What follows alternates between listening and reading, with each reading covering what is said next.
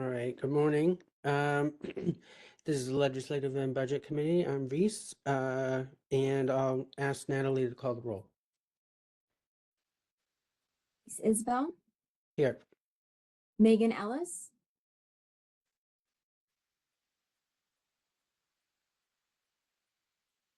Megan Ellis, Natalie can move to the next person. of course. Colette Kavanaugh, Kelly Mae Pham, Present. we have a quorum. Thank you. Our next agenda item is the discussion and possible approval of the minutes from September 11th of last year.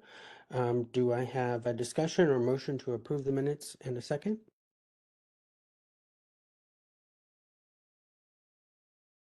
If there's no discussion or changes, I move to approve the minutes from our September 11th committee meeting. And I'll second. All right, thank you. We'll move to public comment. Christy, is there anyone in person? There is no public comment here. All right, and we'll ask the moderator to open it up for online comments. This is the moderator. The Q&A is open. The instructions are on the screen for your reference. If you're logged in and would like to participate, click on the question mark inside of the square and type the word comment. Send it to all panelists before clicking the send button. You can also raise your virtual hand by clicking on the outline of a hand, which is at the bottom center of your WebEx screen. For those calling in, press *3 to raise your virtual hand. So now pause for a moment to give everyone the opportunity to raise their hand or type in the comment box.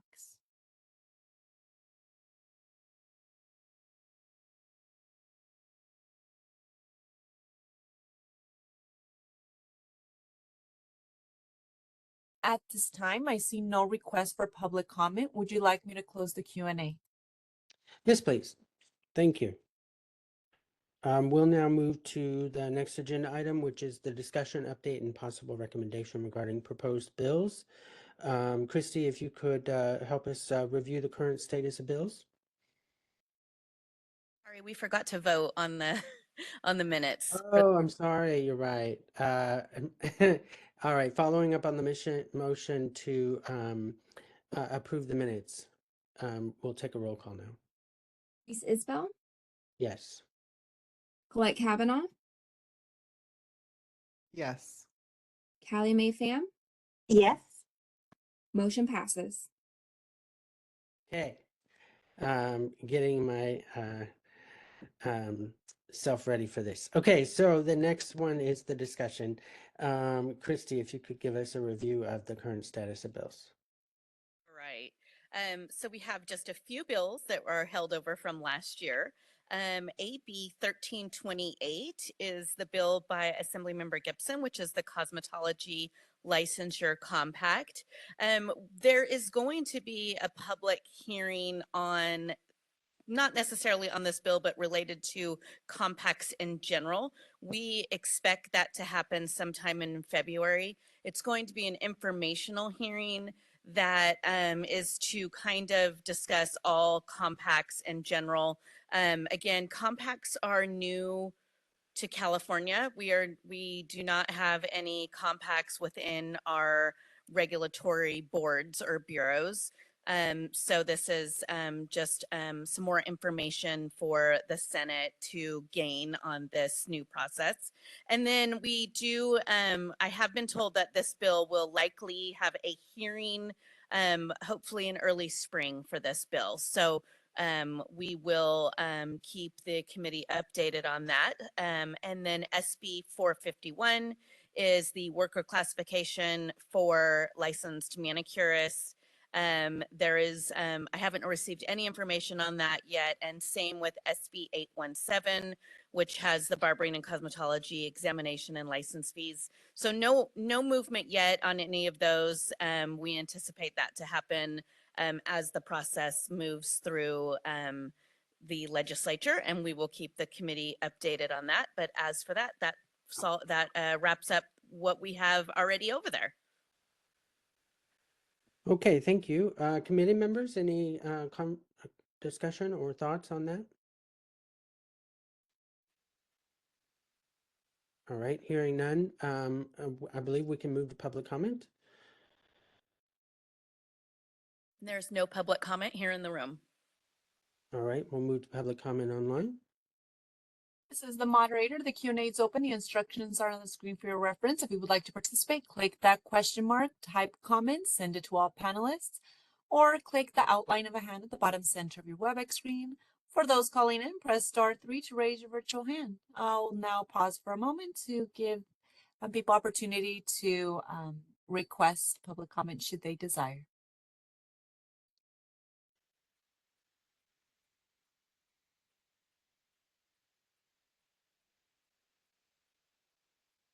There are no requests. Would you like me to close the Q&A?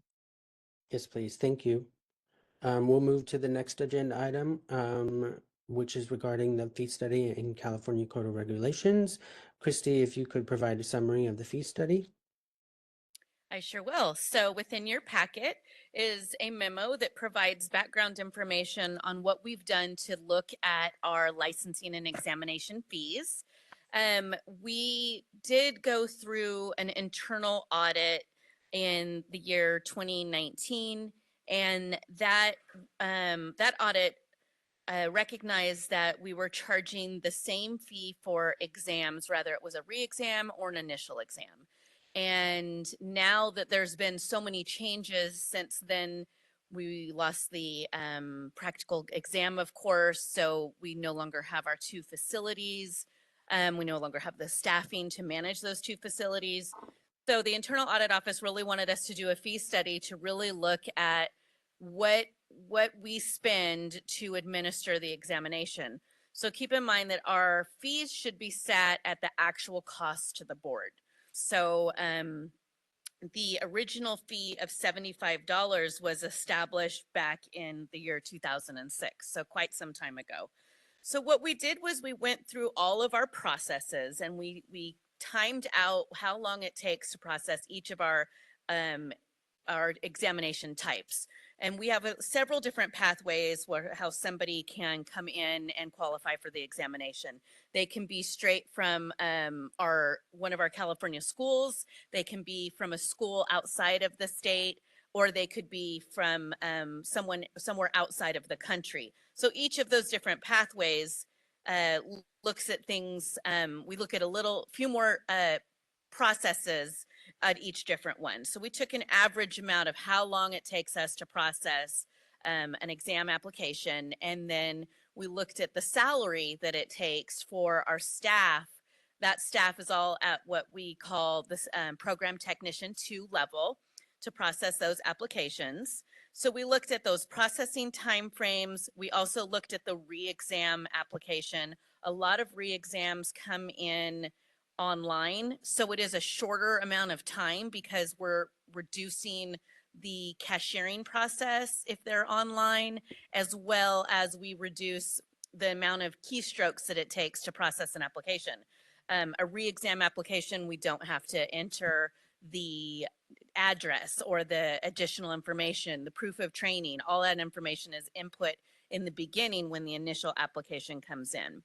So we looked at all of this data, and then we figured out a formula for how much it costs us to process each one of these applications. So really that's going to be on page 3 of your memo.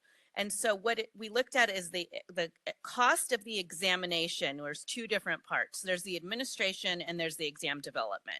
Administration means how much it costs for our computer-based testing contract. So we contract to have that examination offered by a computer, and that's done by PSI, and PSI has their multiple facilities throughout the state so that people can schedule themselves, pick their location, pick their time. That is a $33 fee per applicant. And then the examination development is $20 per applicant. And so that consists of all the upkeep of the examination questions, the banks, the occupational analysis, all the psychometrics evaluations that go on in that process. And so that is the total cost for the exam portion. And then you look at how much it costs the staff to process those applications. So we took the staff costs, the examination administration, and the examination development, and that's our processing costs. Well, what we found is that it actually costs us more than what we're charging. So an initial exam process costs the board about $97 and we charge $75. And a re-exam process costs the board about $71 and we currently charge $75. Now, what we didn't take into consideration is the additional costs that need to be supported by our licensing fees. And that's the mailroom staffing, and processing, our cashiering services. So anyone who does not apply online, that has to go through a whole separate process in our cashiering unit that is housed here at the Department of Consumer Affairs. So there's those steps that have to be taken into consideration as well, which would then bump those fees that we've listed here, the 97 and the 71, it would increase that even higher than that. So technically, we would be looking at a fee increase. Well, our board is very solvent, and we would not increase fees at this time. Our budget office wouldn't recommend it, and we obviously are in a, as I mentioned earlier, we're in a situation in California where there is a budget deficit. It is not something we would be looking at right now to raise our fees. And so we are definitely recommending that we leave the fees as they are. We have met with the budget office in Consumer Affairs. They have agreed with us on this. They have looked at our numbers. They have pointed out again as well that we're not taking everything into consideration into what the fees should actually be, meaning that they would be more than the $75 for both an initial examination and a re-examination.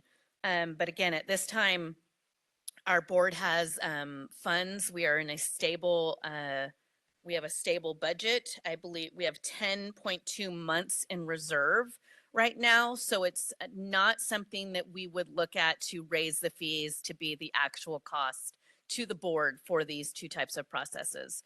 The board gets a lot of revenue from other places as well. We do have our licensing renewal fees.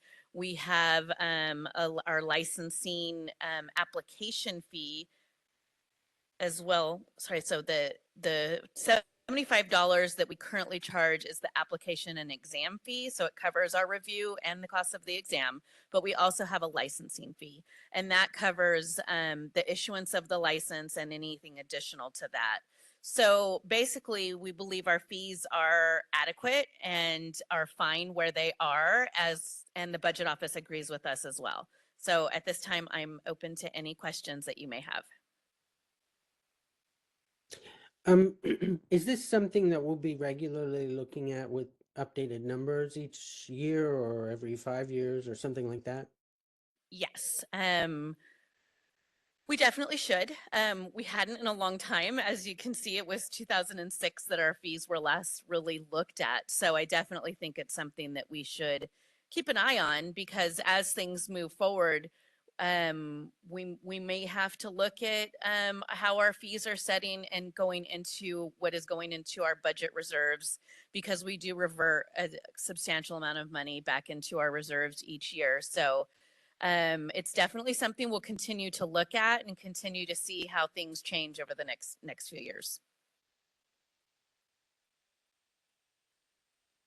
Thank you for that, Christy. Kind of related to, sorry, this is related to the budget. We've already kind of touched on the budget issues for California as a whole this year, and changes that we're being asked to make in regards to that. Could you speak a little bit more about what other areas you'll anticipate will be impacted by kind of the greater state budget issues?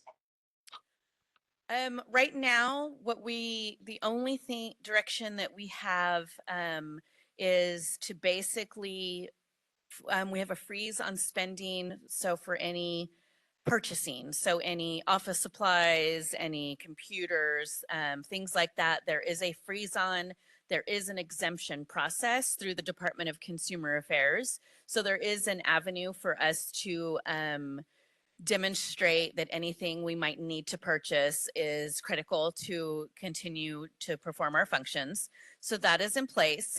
Travel is limited to mission critical. And so obviously our board meetings are critical, but we're looking at to try to reduce some of the fees that we might that we might spend in travel for board meetings. With the new Bagley-Keene Open Meeting Act rules, we're able to hold the hybrid meetings for the board. It's different for committee meetings than it is for board meetings. At board meetings, we would still need a public place as we have today, but we would need a majority of the board to be in that public place. And then the remainder of those board members could call in and be in the hybrid situation. So advisory committees can be completely hybrid, but the board meeting does have a few different steps. So we are looking at potentially, saving some travel costs in that. But as of right now, that is the only direction that we have received.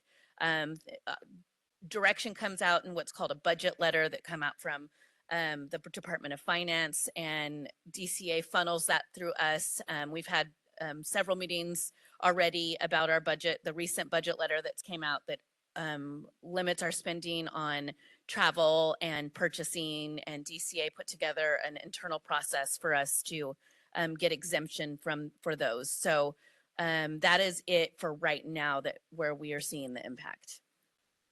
Thank you, Christy. I'm sorry. And second related question.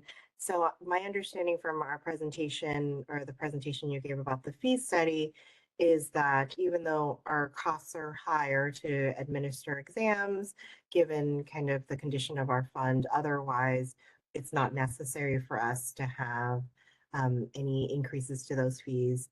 And then separate from that, we are trying to save some money here and there. So I guess my question is kind of what areas of our budget are shared with like DCA versus strictly allocated to us? Because it's kind of like two different things going on at the same time. On the one hand, we're doing just fine, but we're also trying to save money. So could could you, yeah, kind of elaborate a little further to help me understand? Sure. So we are a special funded board, means we're supported by our own licensing fees.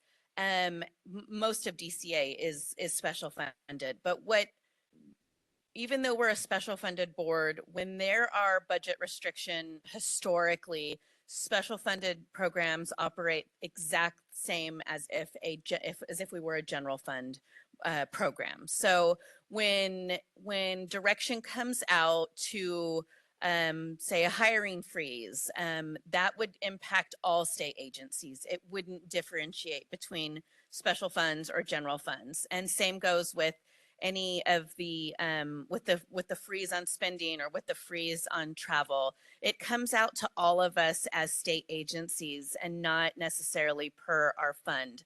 So we try to make sure that we're following all the guidelines that have been set forth by the Department of Finance to make sure that we are doing our part to save money and also still maintaining our operations.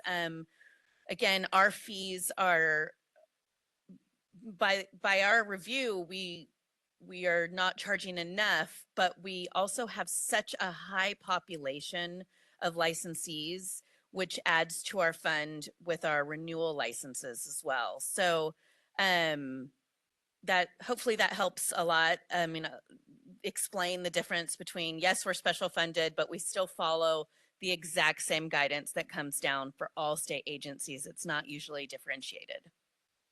That was perfect. Thank you so much, Christy. If I could follow up on that too. So this all started, I see, from an audit in 2019, an internal audit. How do we respond to that audit in some way with our findings? And will there be a new audit in the future or something along those lines? Yeah. We do. And DCA has its own internal audit office. They do regular audits of all boards and bureaus.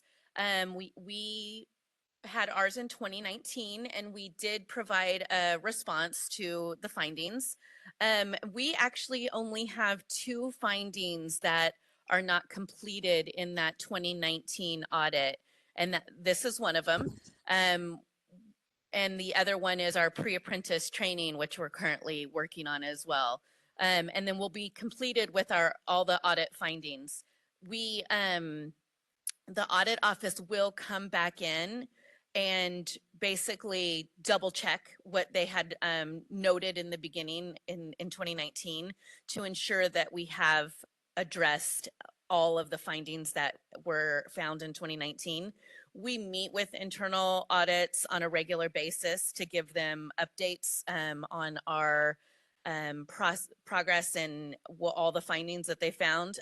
Again, there's only two left. There's only been these 2 remaining findings for quite some time. And so they will come back in and they will double check to make sure that basically everything is corrected or processes have been changed that they had addressed back in 2019. Okay. Any other comments from committee members?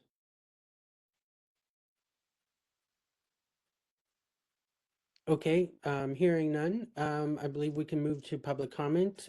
Christy, is there anyone in the room? I have no public comment here.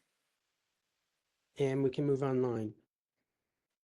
This is the moderator. The Q&A is now open. The instructions are on the screen for your reference. If you're logged in and would like to participate, click that question mark inside of the square. Typically, lower right corner of your WebEx screen, type the word comment in the text field. Make sure it goes to all panelists before clicking the send button. You can also raise your virtual hand by clicking on the outline of a hand, which is typically bottom center of your WebEx screen. If you're calling in, press *3 from your phone to raise your virtual hand.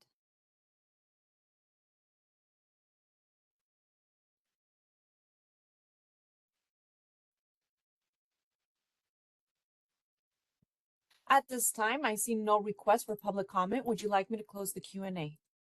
Yes, thank you. And now the next agenda item is public comment, so we can open it up again with Christy letting us know if anyone's in person. I have no one here in person. So now we're open up again for public comment on items that are not on the agenda. This is the moderator. The Q&A is open. The instructions are on the screen for your reference.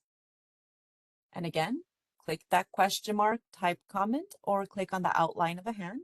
If you're calling in, *3 to raise your virtual hand.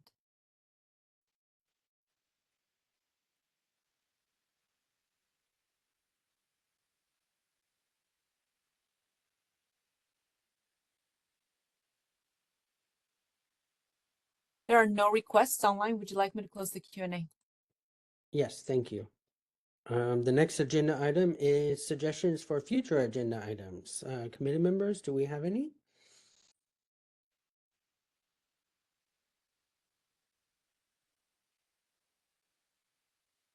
Okay, hearing none. Do we go to public comment for that too? You can. I did want to make one quick comment that I have been in talks with a couple offices at the legislature who are considering some legislation that may impact the board. So I will be, this is a committee that normally has a schedule of monthly, especially once we get some proposed legislation. So I will be in touch with all of you as soon as that happens, and we will get a meeting scheduled for this committee as soon as we can.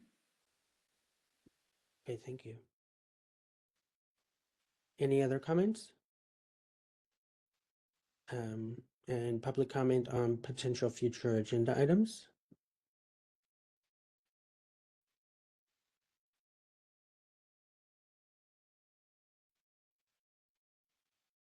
This is the moderator online. The Q&A is open. Instructions are on the screen for your reference. Again, click that question mark, type comment, send it to all panelists. If you're calling in, *3.